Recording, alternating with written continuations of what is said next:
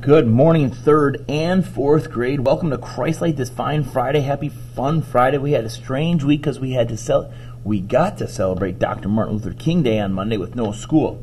So now we're taking our second day of our Christ-Light, the 10 healed of leprosy. It comes from the book of Luke 17:11 through 19. Here in our picture, it shows Jesus getting praised by the one leper who came back. All 10 were healed, but one came back. That was the Samaritan. I got a few other pictures that I want to show you here. I'm going to try to zoom in a little bit on them. First picture here, we can see Jerusalem in the background.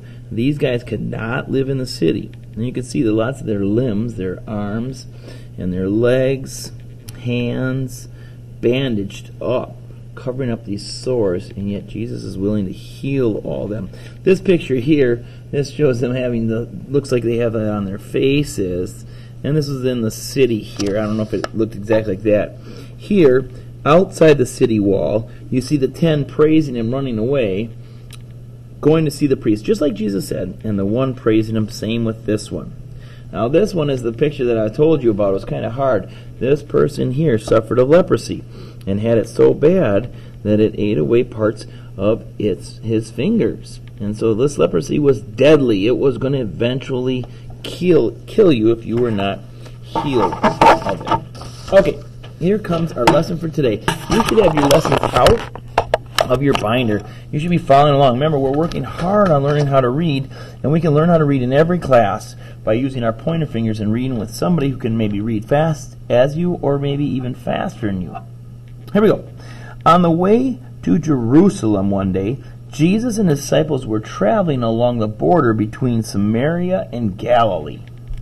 As they were about to enter a certain village, 10 men who had leprosy saw them. Lepers were not allowed to go near other people. So the 10 men stood at a distance and shouted to Jesus in a loud voice, "Jesus, Master, have pity on us and heal us." When Jesus heard their cry for help, he said to them, "Go and show yourself to the priest." If people with leprosy got over their sickness, the priest had to look them over and say whether or not they were healed before they could live among other people again. Remember, we're trying to save these other people from getting this awful disease. Even though they weren't healed yet, the 10 men obeyed Jesus and started to walking towards Jerusalem to show themselves to the priests. While they were on their way, their leprosy suddenly disappeared. Jesus had made them well.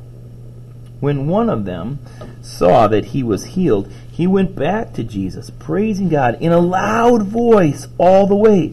When he got to Jesus, he knelt down on the ground at Jesus' feet and thanked him. The man was a Samaritan. Jesus asked, "Weren't all 10 men healed? Where are the other 9? Didn't anyone else except for the Samaritan come back to give thanks to God?" Then Jesus said to him, Get up and go on your way. Your faith has made you well." Key teaching points from yesterday, if you remember. First of all, these guys with leprosy not only had this physical ailment, but they had this mental ailment, this pain and suffering. They couldn't see and talk to and visit with and hang out with their loved ones. Very painful. Besides the pain of the disease, Jesus healed their earthly needs. Second point was he forgave them of their sins and strengthened their faith. I know we talked extensively about it yesterday, but we also want to remember from this story that we too, like the Samaritan, should be very thankful for all the things God has done for us. All right, keep this nice and close. Your assignment today, it is very easy, but follow the directions carefully. First of all, let's get our names on the top of the paper. And it says, read each phrase. If it describes the Samaritan who was healed, draw a line to the left. This is the Samaritan over here. And I'm going to put it underneath there. If it describes the other 9 lepers, draw a line to the right. If it describes both, draw lines both ways. had a terrible disease. He had a terrible disease, and they had a terrible disease.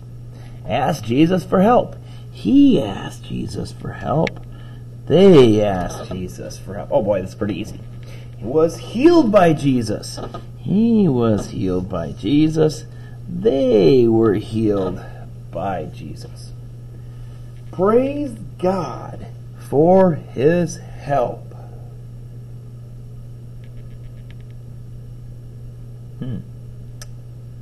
Came back to thank Jesus.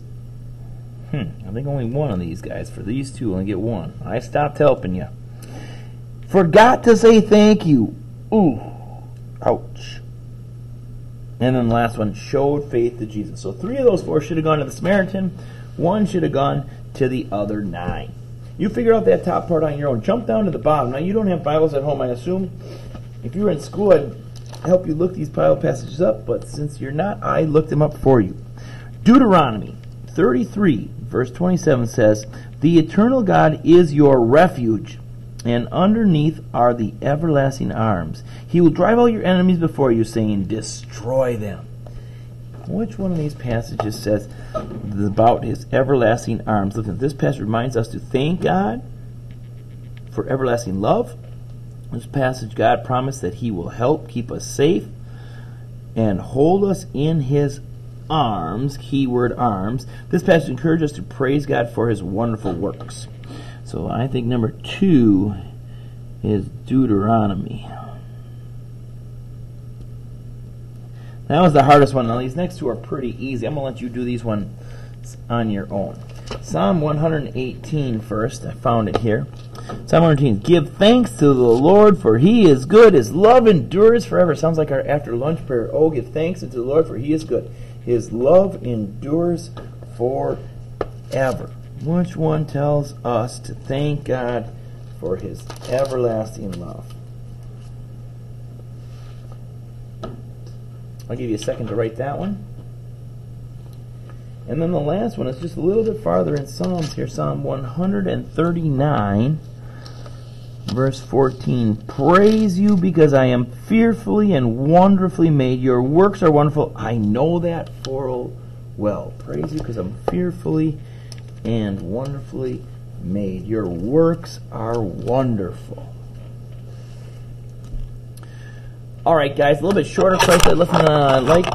It's a little bit tougher when you're not in class. I sure do appreciate teaching you guys. Finish up your worksheet. Goes back into your Friday folder.